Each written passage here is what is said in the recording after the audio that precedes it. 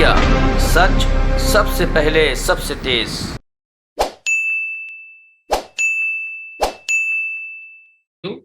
आज श्री राहुल गांधी जी द्वारा संबोधित की जा रही अखिल भारतीय कांग्रेस कमेटी की इस विशेष पत्रकार वार्ता में आप सबका स्वागत है।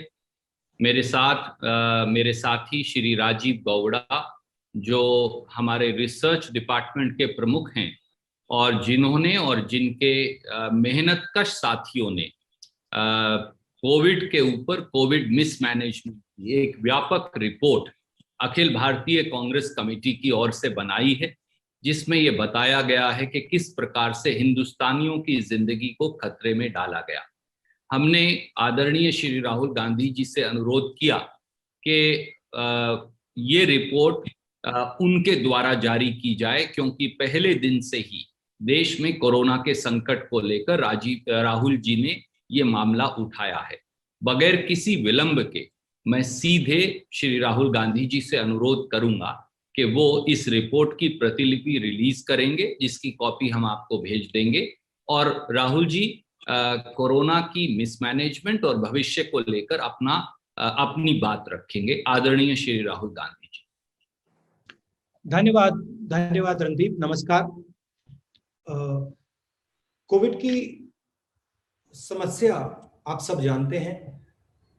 देश को जो दर्द पहुंचा, लाखों लोगों की मृत्यु हुई, कोरोना ने क्या किया पूरा देश जानता है। हमने ये व्हाइट पेपर थोड़ा डिटेल में तैयार किया है और इस व्हाइट पेपर के 2-3 लक्ष्य हैं। इसका लक्ष्य फिंगर पॉइंटिंग नहीं है। इसका लक्ष्य ये नहीं है कि सरकार ने ये गलत किया। हम गलती को इसलिए पॉइंट आउट कर रहे हैं क्योंकि हम जानते हैं कि आने वाले समय में इन गलतियों को करेक्ट करना होगा, ठीक करना होगा। 2-3 चीजें हैं। पूरा देश जानता है कि सेकंड वेव से पहले हमारे साइंटिस्ट्स ने, डॉक्टर्स ने सेकंड वेव की बात की थी और उस समय जो एक्शन सरकार को लेने थे, जो उनका बिहेवियर होना चाहिए था, वो नहीं रहा। और आपको, पूरे देश को सेकंड वेव का असर सहना पड़ा। आज हम फिर से वहीं खड़े हैं। पूरा देश जानता है कि थर्ड वेव आने जा रही है। वायरस म्यूटेट कर रहा है और थर्ड वेव आएगी। और इसीलिए हम एक बार फिर कह रहे हैं कि सरकार को थर्ड वेव के लिए पूरी तैयारी करनी चाहिए। जो रिक्वायरमेंट्स हैं, हॉस्पिटल बेड्स की रिक्वायरमेंट्स हैं, इंफ्रास्ट्रक्चर की रिक्वायरमेंट्स है, ऑक्सीजन की रिक्वायरमेंट है, दवाइयों की रिक्वायरमेंट है, जो सेकंड वेव में नहीं की गई थी, उनको थर्ड वेव के लिए बिल्कुल करना चाहिए। तो ये हमारा लक्ष्य है। अंग्रेजी में बोल देता हूं, the purpose of this white paper is not to finger point at the government. The purpose of this white paper is to help the nation prepare for the third wave that is going to come. It is pretty clear that the management of the first wave and the management of the second wave was disastrous. There were some central reasons as to why it was disastrous. We have tried to point out those reasons in our white paper. This is a blueprint on how to react to the third wave which is going to come. It is our intention to provide the government with information and insights on what went wrong. It is pretty clear that the third wave is coming. And I would even go so far to say that you might even have waves after the third wave, because this virus is continuously mutating and changing form, as I said in my last press conference, and as I've been saying from the beginning. So it is important that the government prepares itself for what is going to come. What does it mean to prepare itself? It means have the infrastructure ready, which was not ready in the first and second wave. It means have the oxygen supply that will be required ready. It means have the medicines required ready. The central pillar of fighting COVID is vaccination. And I will have comments to make when you ask me questions on vaccination strategy, but it is very important that we aggressively do vaccinations and cross this bridge of 100% vaccination as soon as possible, because that is the only protection. So I now welcome your questions. Thank you, sir.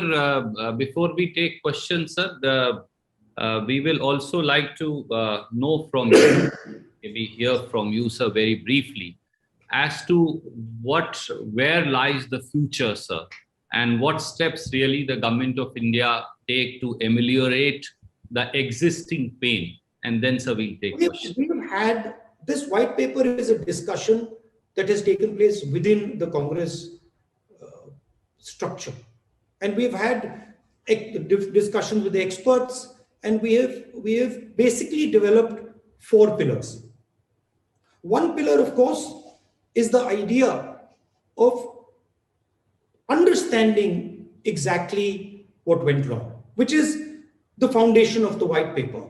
And our suggestion there is to have a commission that looks into some of the shortcomings so we can correct them.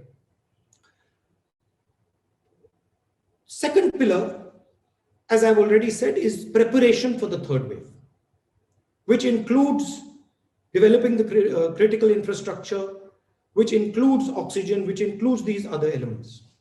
Third pillar, again, that we've been repeating again and again and again, is the idea of an economic assistance package. COVID is not just a biological phenomenon. It is also an economic and social phenomenon. And that is why we have to make sure that the poorest people, the weakest people, small and medium businesses are provided the support that they need to get through it. And the fourth and final element is a COVID compensation fund, where we give money to people who have lost loved ones, where we commit to them support of the Indian nation and say that, look, we stand with you in this difficult time. Randeep ji, मैं हिंदी में भी बोल देता हूं. White paper का लक्ष्य एक प्रकार से रास्ता दिखाने का है. हमने 4 मेन पॉइंट्स निकाले. पहला पॉइंट जो मैंने बोला, जो तीसरी वेव आने वाली है उसकी तैयारी, oxygen, hospital beds, critical infrastructure, दवाइयां, इन चीजों का आज प्रिपरेशन, कि जब थर्ड वेव आए हिंदुस्तान के हर शहर में अस्पताल, गांव में जो सपोर्ट की जरूरत है वो सब तैयार मिले. जिन लोगों को ऑक्सीजन की जरूरत हो उनको आसानी से ऑक्सीजन मिल जाए, और बिना कोई कारण डेथ ना हो. जो नीडलेस डेथ है, जो एक प्रकार से लाखों लोग नीडलेसली मरे हैं सेकेंड वेव में, वो फिर से ना हो. दूसरा पॉइंट, कोविड सिर्फ बायोलॉजिकल बीमारी नहीं है, कोविड इकोनॉमिक सोशल बीमारी है. और इसलिए हमने सरकार को सबसे गरीब लोगों को, छोटे बिजनेसेस को, मिडिल साइज बिजनेसेस को आर्थिक सहायता देने की जरूरत है. हमने एक न्याय का कॉन्सेप्ट दिया है. अगर नाम प्रधानमंत्री को अच्छा नहीं लगे उसका नाम बदल दें, बट बेसिक कॉन्सेप्ट कि गरीबों के जेब में, गरीबों के घर में हम डायरेक्ट फंड्स पहुंचाएं. और चौथा जो हमारा पिलर है, कि एक कोविड कॉम्पनसेशन फंड बनाया जाए। जिन परिवारों के घर में जो ब्रेड अर्नर्स हैं, उनकी मृत्यु हुई है, उनका कॉम्पनसेशन दिया जाए, उनको डायरेक्ट कोविड फंड से उनको सहायता दी जाए। तो ये हमारे 4 पॉइंट्स हैं। Thank you, sir. We'll start questions one by one. Please keep raising your hands. I can see, and then we'll keep going to each one of you. Can we start with the PTI, Mr. Sanjeev? Thank you, Randeep ji. Namaskar, Rahul ji. Namaskar. Rahul ji, experts are saying that the third wave of coronavirus infections is likely to hit India by October. And there have been record 84 lakh vaccinations yesterday. But some opposition states are still starving for the vaccine.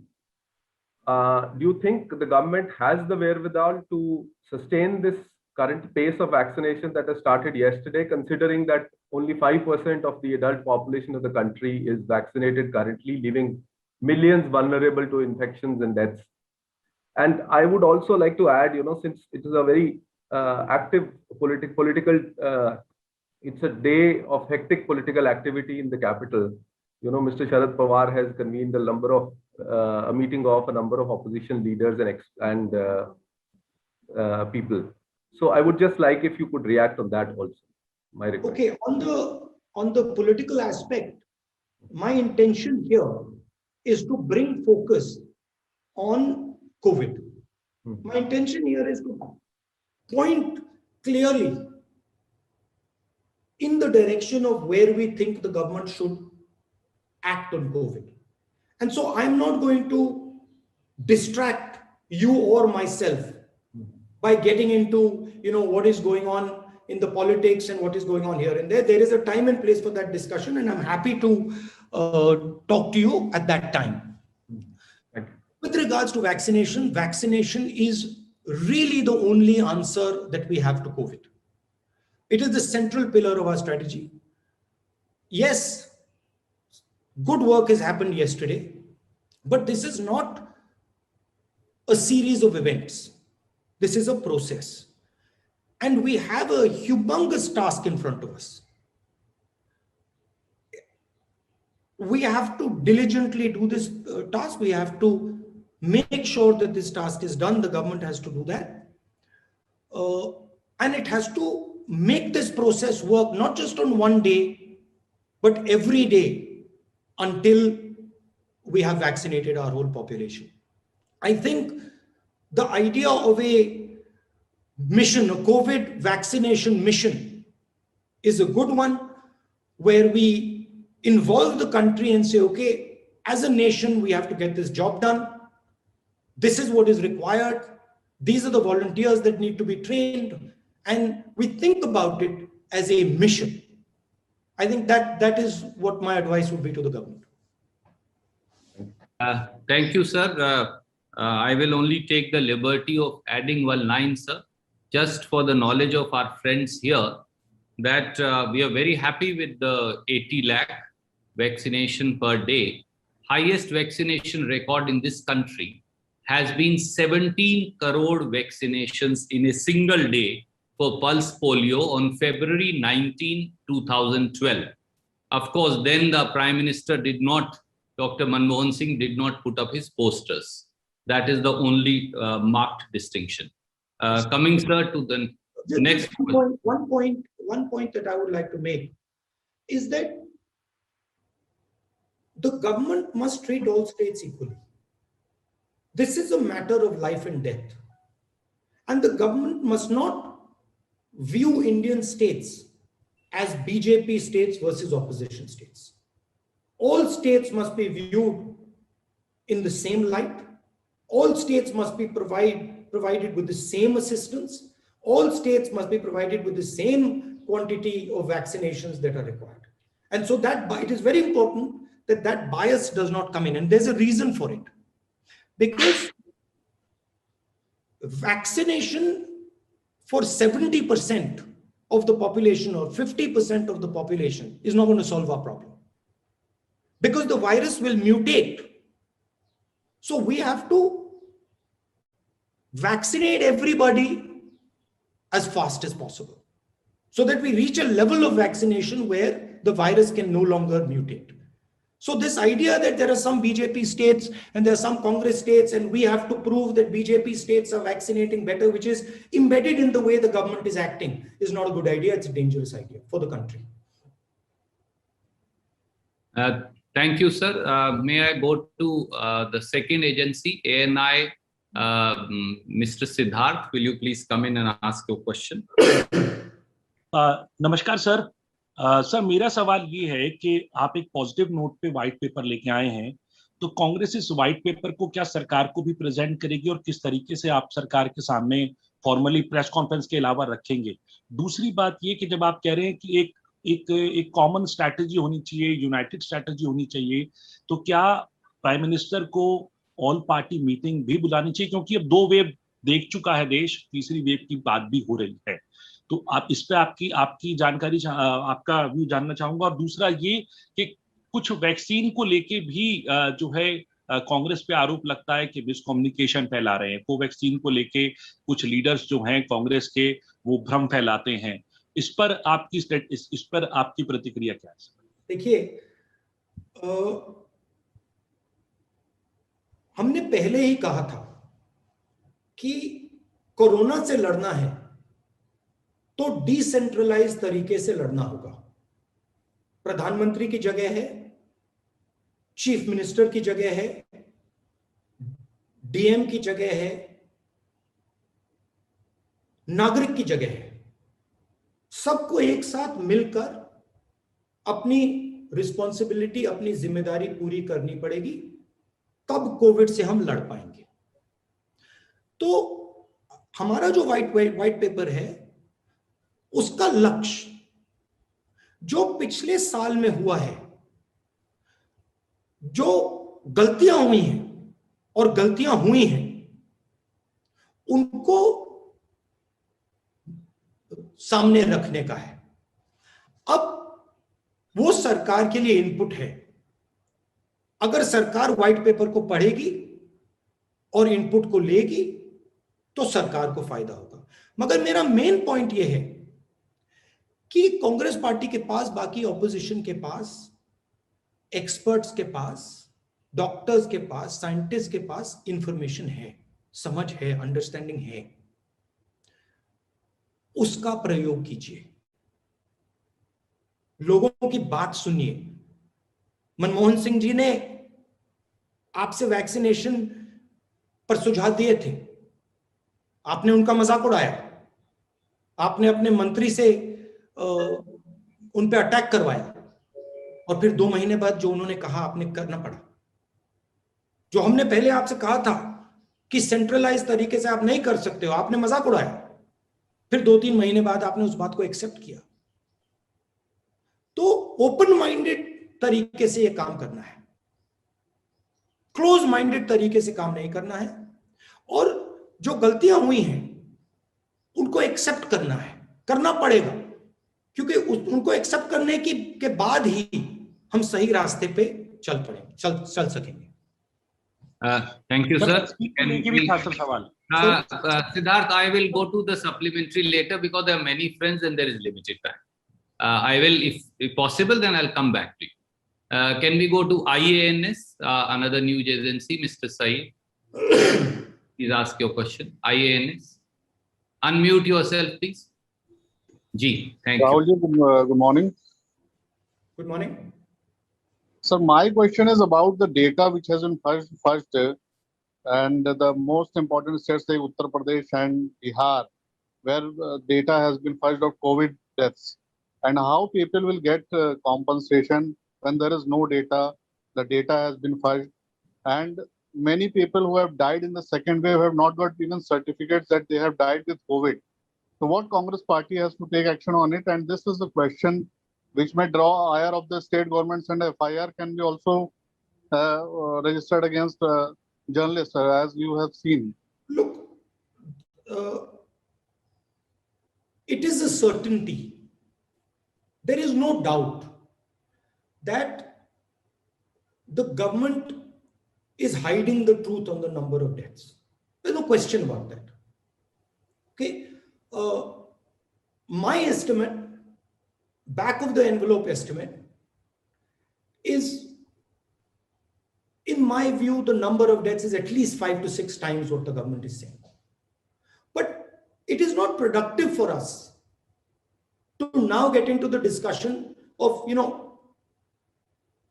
how many people have died. Of course, for compensation, that is critical. And there are ways in which we can figure out that number. But the discussion must not be about the number. The discussion must be, oh, look, what are we going to do next? We can attack the government once we have fought off COVID. We can attack the government on, you lied about the number of people. But today the time, because again, I'm repeating myself. If you think the second wave was bad, the third wave is going to be worse. Because the virus is intelligent and it is transforming itself. So our entire focus has to be on successful vaccination, on making sure that we are not allowing the virus space to regenerate. Thank you sir. ABP से आशीष, कृपया अपना सवाल पूछें. ABP से आशीष भाई, unmute करें अपने आप. Morning sir. मॉर्निंग. आप सुन पा रहे हैं मुझे? जी सुन पा रहे हैं, पूछिए प्लीज. सर, मेरा सवाल ये है कि अभी आपने ऑक्सीजन सिलेंडर्स की प्रिपेयर्डनेस के बारे में जिक्र किया था अपनी, जब आप अपना बयान दे रहे थे. सेकेंड वेव की हैंडलिंग को लेकर मैं आपसे पूछना चाहता हूं सर. एक पीटीआई पर इंटरनेशनल बड़े प्रोमिनेंट साइंटिस्ट हैं, उनका भी बयान हमने देखा कि उन्होंने कहा लैक ऑफ प्रिपेयर्डनेस एक बड़ी वजह बनी थी जो कुछ झेला भारत ने. मेरा सवाल आपसे ये है कि खुद प्रधानमंत्री, सरकार भी कह चुकी थी कि सेकेंड वेव में जब बहुत ज्यादा बड़े मैग्नीट्यूड का ऑक्सीजन क्राइसिस आया तो बहुत अच्छे तरीके से हैंडल किया, टाइमली हैंडल किया. प्रधानमंत्री ने जब नेशन को एड्रेस किया तो प्राइम मिनिस्टर भावुक तक हो गए थे, आंख में उनके आंसू तक आ गए थे. उनके इस अश्योरेंस को आप क्यों नहीं मान रहे राहुल जी? क्योंकि वो कह रहे थे टाइमली ऑक्सीजन के क्राइसिस को हैंडल कर लिया गया था. इसके अलावा राहुल जी, इसके अलावा बस एक सवाल मैं ऐड करना चाहता हूँ, अगर आप ले लें तो. आशीष भाई, पहले सवाल का जवाब ले लें, क्योंकि दो सवाल अगर हर साथी एक ही बार में पूछेगा तो किसी और का नंबर नहीं आए. पहले आपका महत्वपूर्ण प्रश्न है, राहुल जी को उसका जवाब दें. देखिए, दो तरीकों की कोविड डेथ्स होती हैं. एक कोविड डेथ होती है नीडलेस डेथ, मतलब ये नहीं होनी चाहिए थी, इस व्यक्ति को आसानी से बचाया जा सकता था मगर उसको नहीं बचाया गया. और दूसरी डेथ होती है जिस व्यक्ति के पास बहुत सीरियस कोमोर्बिडिटीज होती हैं, जो बहुत बुजुर्ग होते हैं, जिनको बचाना मुश्किल होता है. हिंदुस्तान में सेकंड वेव में 90% लोग जो मरे हैं नीडलेसली मरे हैं. और मैंने बहुत सारे डॉक्टर्स से बात की है और उनका यूनिवर्सली कहना है कि अगर आप नीडलेस डेथ को देखें, जो लोग जिनको मरना नहीं चाहिए था, जिनको सपोर्ट मिल जाता तो नहीं मरते, उसका सबसे बड़ा कारण ऑक्सीजन लिमिटेशन, कि हम उनको सही टाइम पे ऑक्सीजन नहीं दे पाए.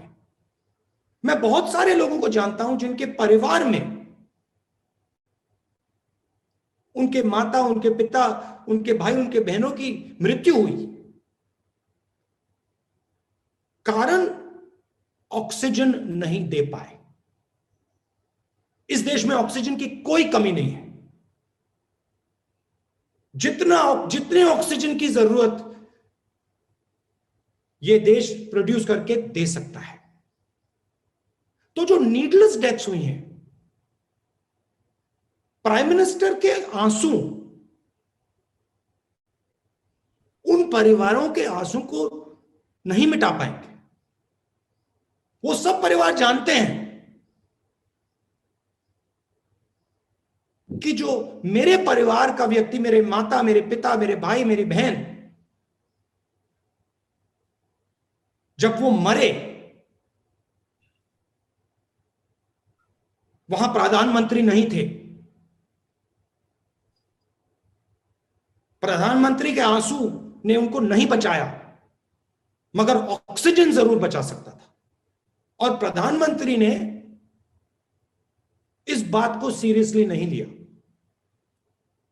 चुनाव लड़ रहे थे, बंगाल में चुनाव लड़ रहे थे, और उनका फोकस दूसरी ओर था। तो ये तो पूरा देश जानता है। Thank you sir. News nation से मोहित दुबे। मोहित जी अपना सवाल पूछिए। राहुल जी नमस्कार, मोहित दुबे बोल रहा हूँ।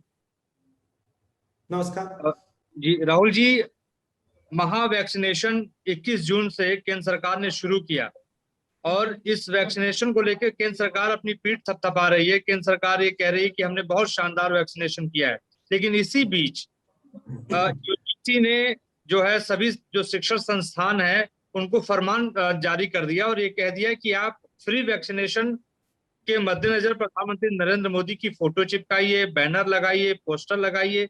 आपको नहीं लगता है कि वैक्सीनेशन की प्रक्रिया कम, मार्केटिंग ज्यादा हो रही है? और प्रधानमंत्री केंद्र सरकार को राहुल गांधी जी का क्या सुझाव होगा ताकि वैक्सीनेशन को सही रूप से, सही ढंग से पूरे देश में लागू किया जा सके? देखिए, एक बात मैं आपको बताता हूं, शायद हिंदुस्तान एक ही ऐसा देश है जहां पे प्राइवेट हॉस्पिटल में पेमेंट के बेसिस पे वैक्सीनेशन हो रहा है। बाकी देशों में सब जगह फ्री वैक्सीनेशन है। दूसरी चीज जो मैंने पहले कही, प्रधानमंत्री जी पहले भी मार्केटिंग में घुस गए थे। थाली बजाओ, मोबाइल फोन की लाइट जलाओ, कोविड को हमने हरा दिया, बाकी दुनिया में हमने वैक्सीन भेज दी। तो ये पहले भी मार्केटिंग में घुस गए थे और उसका नतीजा देश ने देखा है। लाखों लोगों ने उसका नतीजा देखा है। तो जैसे मैंने कहा, यह सीरियस मामला है। इसकी वैक्सीनेशन की जो प्रोसेस है उसको चालू करना चाहिए, इफेक्टिवली चलाना चाहिए।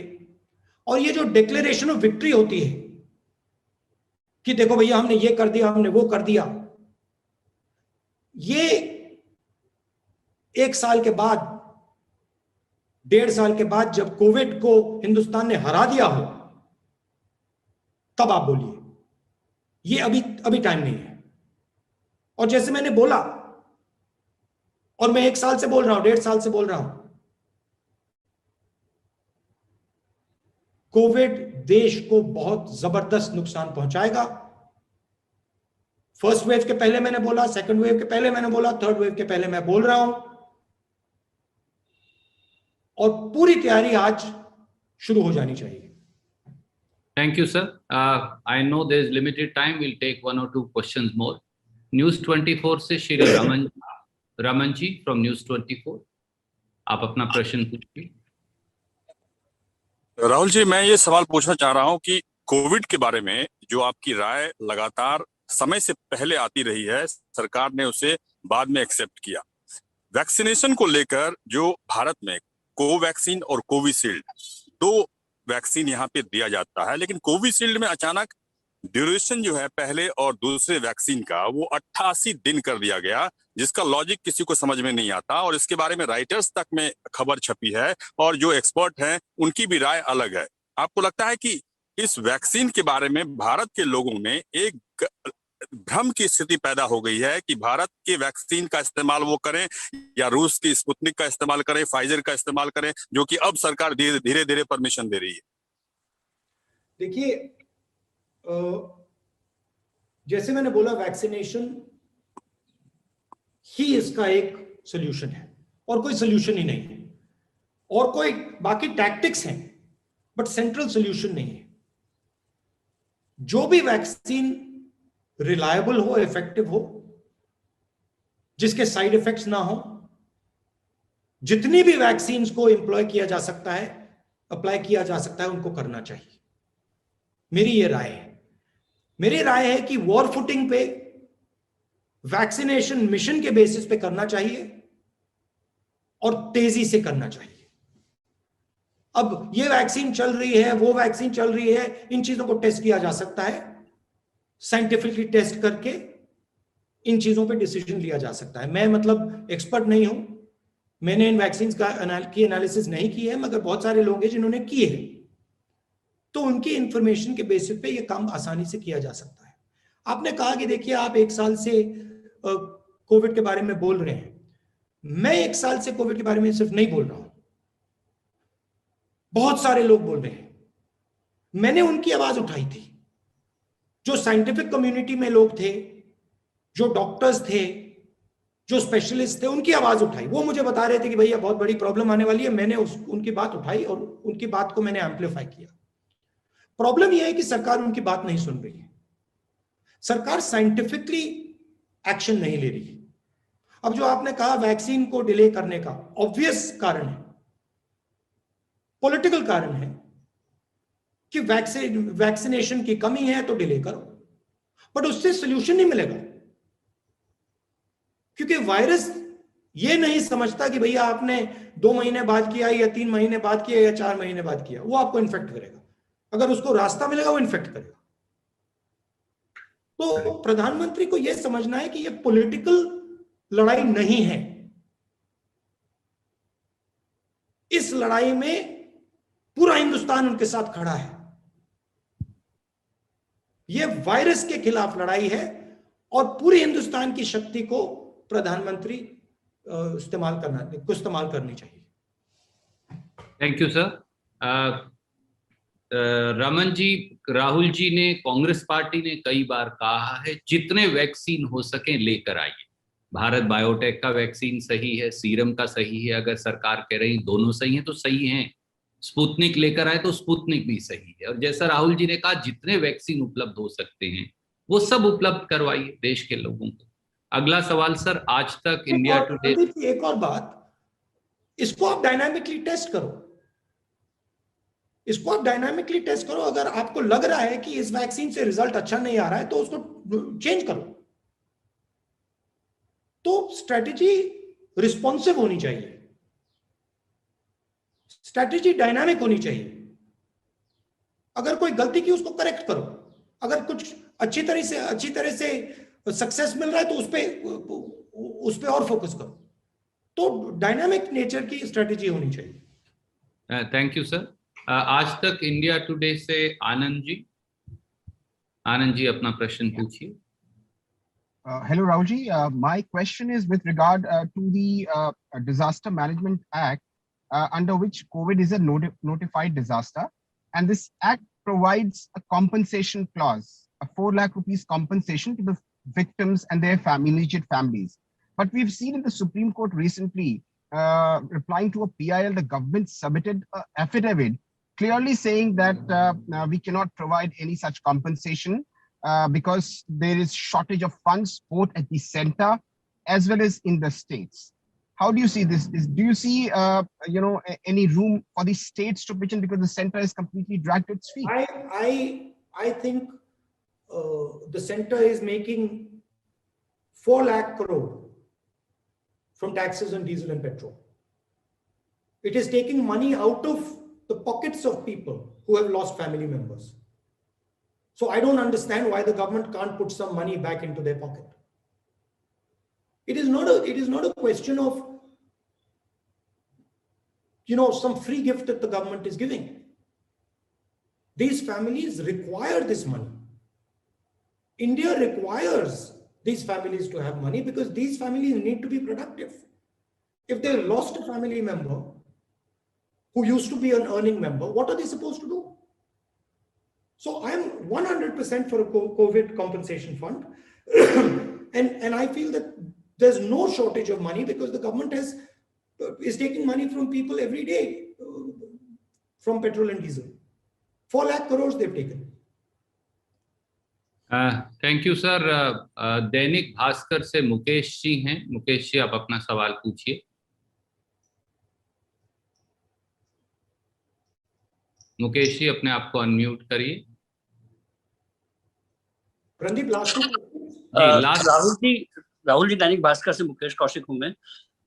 23 करोड़ लोगों को टीके लग चुके हैं और ये नोटिस किया गया है कि कम से कम 2 गुट ऐसे हैं जिनमें वैक्सीन हेजिटेंसी ज्यादा है।